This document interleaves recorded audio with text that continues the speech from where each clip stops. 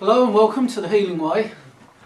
My name is Richard Clark, and on this video I'll be carrying on talking about rheumatoid arthritis, cells and cancer. This is part 2 and follows on from part 1, the video that I posted earlier. There's quite a lot on this one, so I hope you'll bear with me.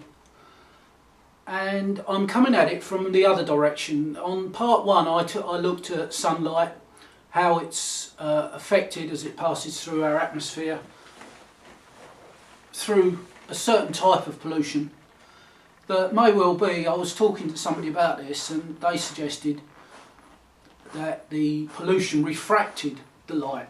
I had the impression or the feeling or the perception that the light was, something was stripped out of the light, so the cells of our body didn't receive all the light frequencies that they need to operate properly, so they start acting abnormally. But this person's suggestion was that the light was refracted, which might be more accurate. Anyway, that was, as it were, from the outside, something we received. Now I've gone to the other end of this process and looking at rheumatoid arthritis and how it works its way through the body, where it comes from, how it starts and everything else.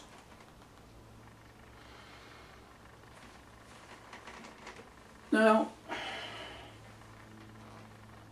let's start right at the beginning with eating, the food that we eat. Now, we eat food and we swallow the food. And as I've said in previous videos, as food passes through the windpipe, down through the windpipe, it is infused with energy in the windpipe. So the windpipe is like a passage or a corridor that changes the food from being not me to me. This means that the food is more easily able to be digested and assimilated into the body, and the energy of the food particularly.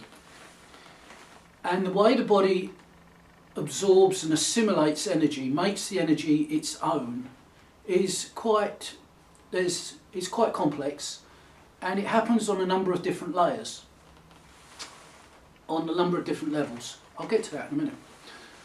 But on the previous video I said the food passes down through the windpipe, and if there's damage there caused by a virus or something, maybe a childhood infection, throat, happens all the time, then this process doesn't happen. The food doesn't get infused with the body's own energy, assimilated energy, the energy that enables the food to be assimilated. And because of that, there's problems down the line. And that's where I left it. I've now come back to seeing what happens when the food gets to the stomach, and what happens whether or not it's been infused with this assimilating energy or not. Now, when the food's in the stomach, energy that can be readily assimilated can be just taken out of the food and used by the body immediately with no conversion. That is done so. And certain foods give us this quick pick-me-up. We have like sugary drinks or something like that, and we drink it, we get the energy straight away. There's very little change between there's very little energy change between drinking the drink and absorbing the energy. That's done in the stomach. Now there's another process in the stomach. The stomach is lined with what I'm looking at, what I think of as container energy. Container energy. And it's this container energy, it's like the fuel tank on a car. And when it starts to drop down, the energy level drops down of the container energy, then we feel hungry. And that is the signal for us to eat.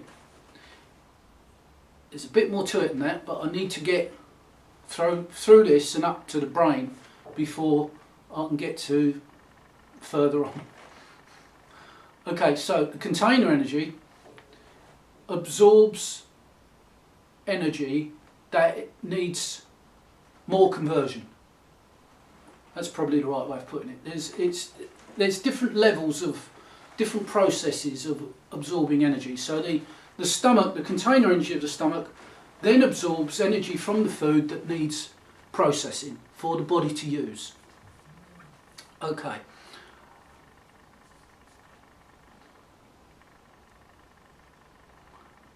That is pretty much done in the stomach. That is pretty much done in the stomach. So it's a longer process. This energy is more middle level energy. The immediate energy, that's top level energy, that can just go straight into the body and it's used. Then we get this middle level energy which comes out of the stomach. There's a slower process and it's more to do with stamina. It's more to do with stamina, not running a race or something like that, but just the physical ability to continue, for the body to continue. This isn't the really deep energy that I'm getting to though. This is middle level energy of the stomach. Now then, the food passes through the intestines on its way out, being passed out of the body as waste. And this is the bit I want to get to. As it's being passed down through the gut, the intestines, it is still being processed. It is being processed and prepared for final energy extraction. And this energy is the really tough energy that the body has to really change. It has to really transform. It has to take this energy, and it's not really energy. It's more of a material that the body can convert into energy or other useful materials that it can use. And this is the deep energy, this is the constitutional energy, this is the building blocks type energy of the body. By building blocks I mean it's right at the base. It's what we really need to build on. Right, so, and it's really stubborn energy. It takes a lot of converting, and the conversion process is the cells. Okay, with me so far? The conversion process is the cells. Remember, cells that have been affected or are not functioning correctly because we've changed the frequency of sunlight. The sunlight isn't the same sunlight that is the cells need to function properly. It's like having a car having fuel that's not quite the proper fuel. It'll run, but it won't run very well. Trying to run a car on paraffin or something. Okay, so the food gets to the last part of the intestine, which is the colon. And I was quite pleased to read on Wiki that the colon absorbs back salt and fluid from the food. I didn't know that. I didn't know that until after I was just checking a few things. But what I've seen is, it's that last part of the intestine, the colon. It's where this solid energy, this solid material that the body changes into energy, transforms into energy, or more useful material, that's where it's absorbed. That's where it's absorbed, and it's absorbed out of the food just before it's passed out as waste. Okay, it's stripped out of the food. And it's a similar process to the windpipe. The last part of the colon, as the food passes out, the energy is taken back.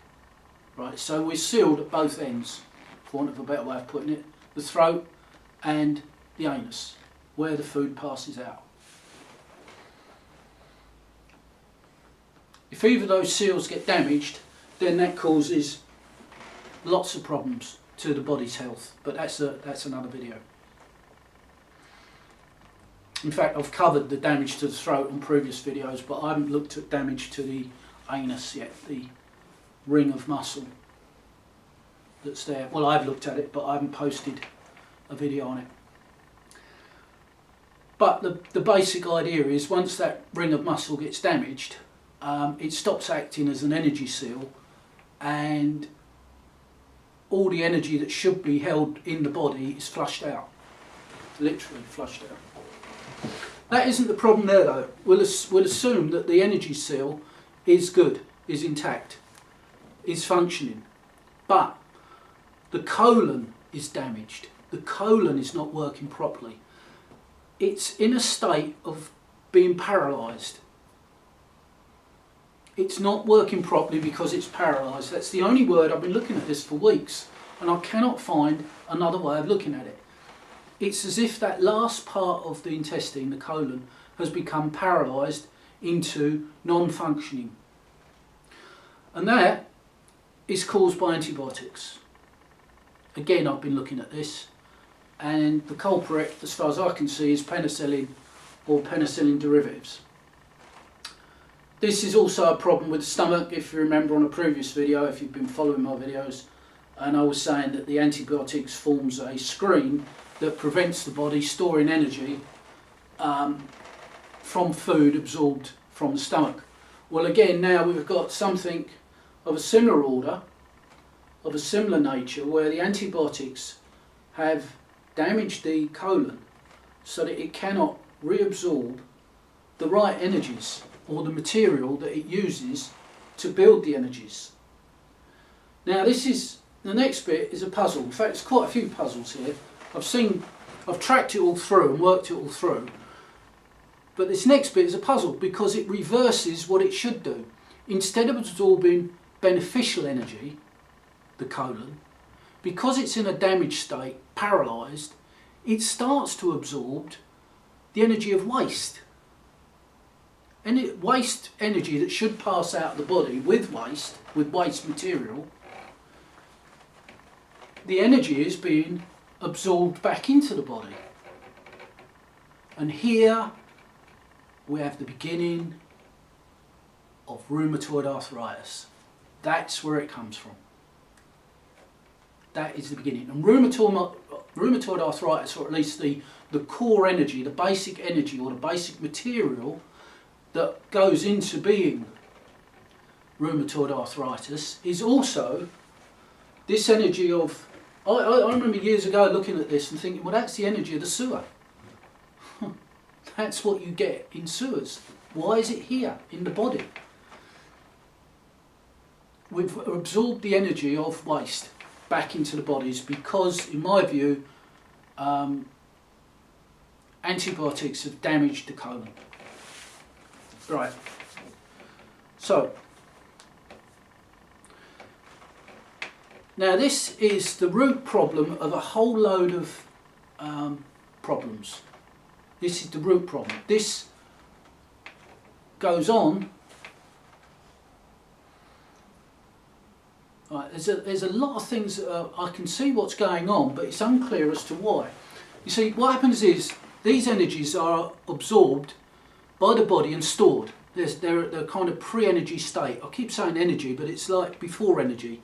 It's something the body can use to transform into energies, processes even, that the body utilises or needs. It cannot do it directly. We cannot eat food and it just gets taken straight into what we need. Probably the chemicals can, but not the energies or the building blocks for the energies. There's a huge problem here. The cells are an engine of conversion. And that word engine relating to cells is quite important because it does describe how the cells work. There's a certain material goes in, it's converted into something else, and there's a result, there's a change, and there's a waste product, gas. The gas can become, or the gas becomes, the fumes given off becomes asthma. As this was my original point, I wanted to see what the connection was between rheumatoid arthritis and cancer.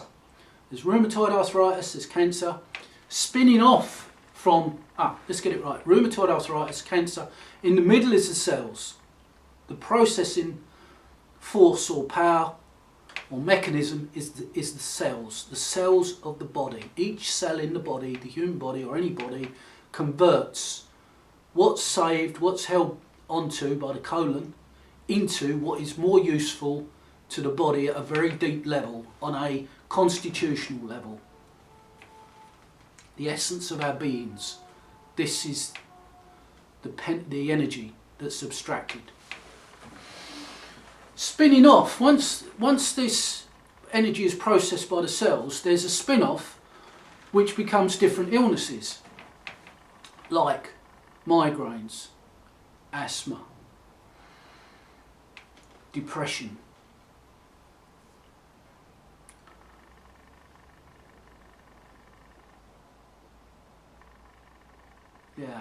rheumatoid arthritis is there before the cell changes it. It's because this energy is stored in the body, it gives rise to the swelling of the joints we call rheumatoid arthritis. But these spin-off conditions are caused because the cells are not working correctly. They're working abnormally because they're powered by sunlight. They receive sunlight which is abnormal, which isn't proper, isn't correct. And because of that, they start functioning incorrectly.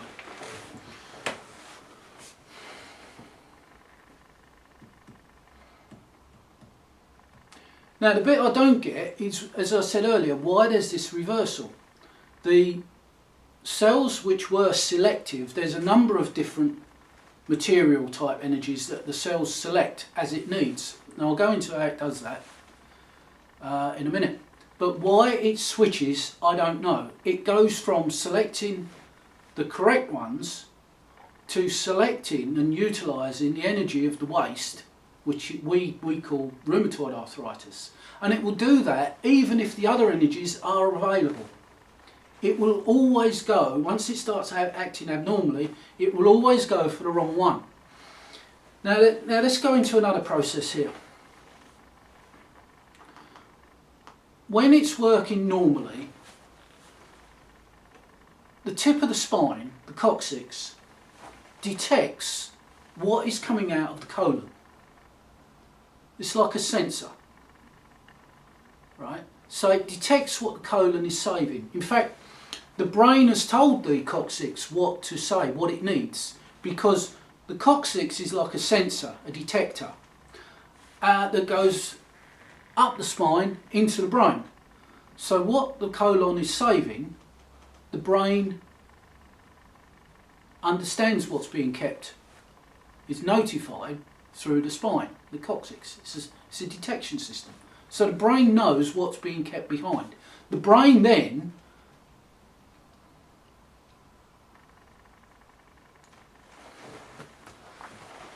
I was going to say, no, it's not right. The brain then tells the cells of the body, and I don't know how it does that, but it tells the cells, it issues a body-wide command, a body-wide instruction to the cells which energy, this is a different process,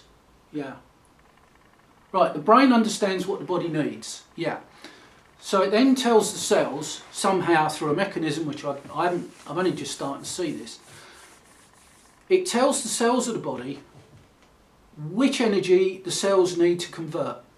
The cells have got all these material type energies there. I see them as blocks. I don't know why. I see them as blocks just sitting in front of a cell, and the cell starts to consume them, like the old Pac-Man. You know the old Pac-Man game? You see a little mouth that eats the little dots. So this is what I see pretty much, except I see blocks of energy being consumed and fumes being given off, and the fumes becoming asthma in some unlucky people. Right, so the brain issues instructions to the cells which energies to consume that the body needs. Right, the brain understands what the body needs, so it tells the cells transform that material type energy into an energy the body can use because that's the one we want. This is how it works in the perfect world. when the body starts absorbing the wrong energies, the waste energies, because the colon isn't working properly due to the damage caused by antibiotics. And don't forget, I mean, somebody might be watching this, if you can follow this, I know it's getting quite deep. But somebody might be watching this and saying, well, I've got rheumatoid arthritis, but I've never had antibiotics. It could be inherited. It could be a condition that's been inherited by from ancestors. And also, not all antibiotics need to come in pill form. We've been eating penicillin in the forms of mould on grain and fruit for centuries. So it could be that.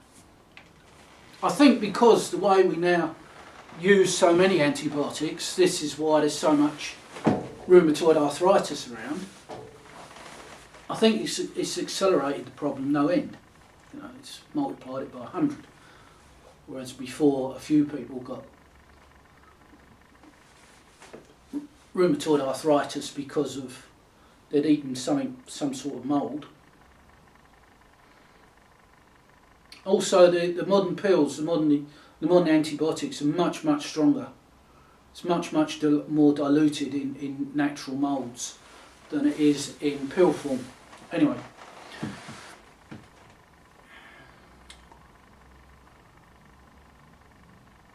Yeah, the colon's absorbing the wrong kind of energy, and the coccyx, the base of the spine, is detecting this. Now what happens is, there is this tremendous impact of the wrong kind of energy, the waste energy, and it travels into the coccyx, into the spine.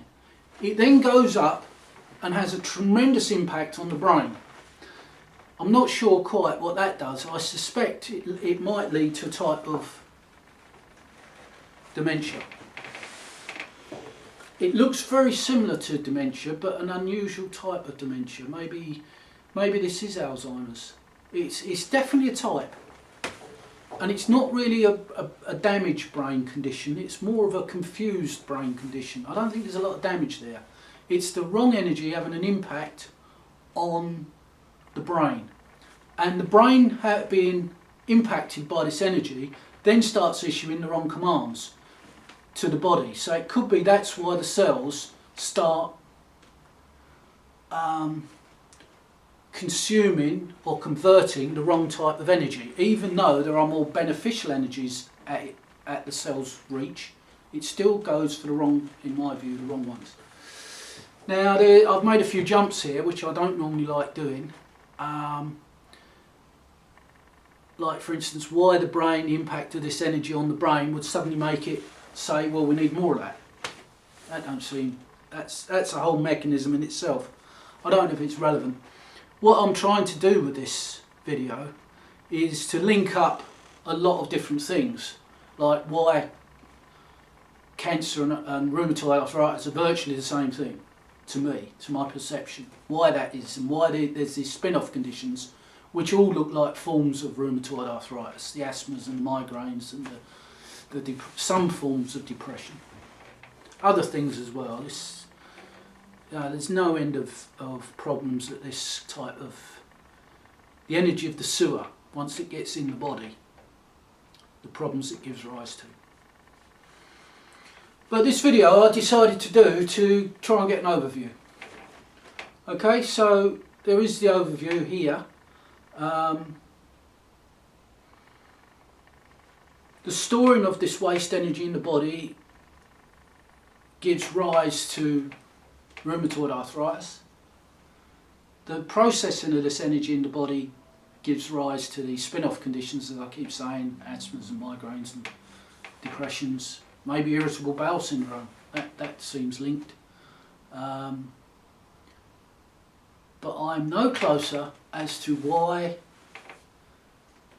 what the link is to cancer. There's cancer which is like separate but connected from all this. So this whole process, that may be video number 3, number 4, I don't know.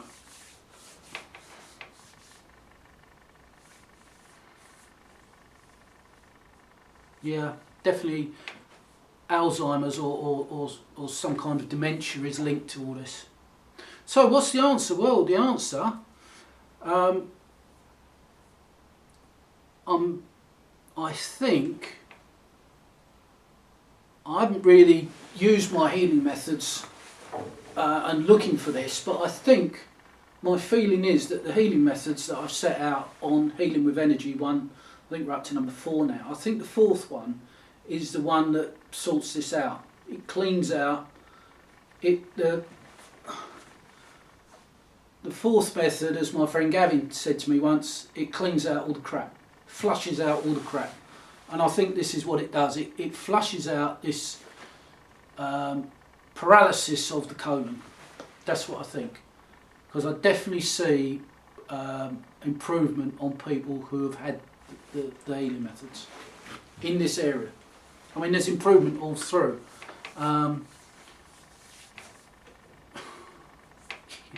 You won't believe the transformation that these healing methods enable people to go through. They don't bring about transformation, but they take away everything that's stopping a person from transforming. So if a person wants to change, they will. It's not forced. They will change. If they don't want to change, they won't.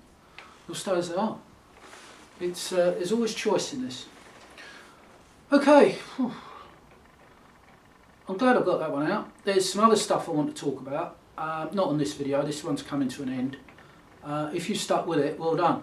You can see how deeply it all can get, how deep it can get, how interesting it can get. Working in the world of energy. What I'm hoping to do is, the vast majority are going to pick up on my methods and just use them. Fine, great. There's going to be a small percentage who, like myself, who have this perception, who can look at things in a different way. And that's great as well. And they're the people sometimes I talk to on these videos to give them more of an in-depth view of how it works. Yeah, the problem is, it's not the quality of the food. The food isn't really a problem. I mean, obviously, if you eat bad food all the time, you will get illnesses. Don't think you won't. But I don't think the bad food is what causes the problem with the colon. The problem with the colon is antibiotics. And it keeps coming up, antibiotics. Quite a few serious illnesses are, in my view, caused by antibiotics. So it's going to be quite interesting to see as the understanding grows. At the moment it's like antibiotics, great. But as the understanding grows of the side effects, it's going to come more into balance. And people are going to think, well, okay, if I take this, it gets rid of this, but further down the line, this might come along, or my children, or my grandchildren, because this stuff, it accumulates in our bodies, and the effects are passed on. We have a lot to think about as a race. We have a lot to consider, and the only way to do that is to, first of all, to be healthy, to raise our general level of health. That's the first step. We need to be healthy. We cannot make major decisions, or if we make major decisions when we're not healthy, they're always going to be partial ones. They're always going to be in our own selfish interests, rather than the right thing to do. We'll do the right thing for us, which isn't necessarily the long term. That is the problem with, we see everything, we perceive nothing. And in that situation, we're only going to ever act in the short term. Perception gives rise to the long term. We can see the long term. And then perhaps we can get a balance. Short term and long term, seeing and perceiving. That's something I want to talk about in another video. Okay, I'm fairly happy with this one. It got a bit deep. I hope I conveyed the meaning of what I'm trying to get at. If you've got this far, as always, bless you. Thank you so much. I shall keep going along. I shall keep grinding it out and finding out where I'm going to end up. But in the back of my mind is another healing method number 5. Healing with energy, step 5, which will be quite good to work out as time goes on. So if you're watching these, thank you so much, and I hope you'll come back and watch some more as I post them. Thank you.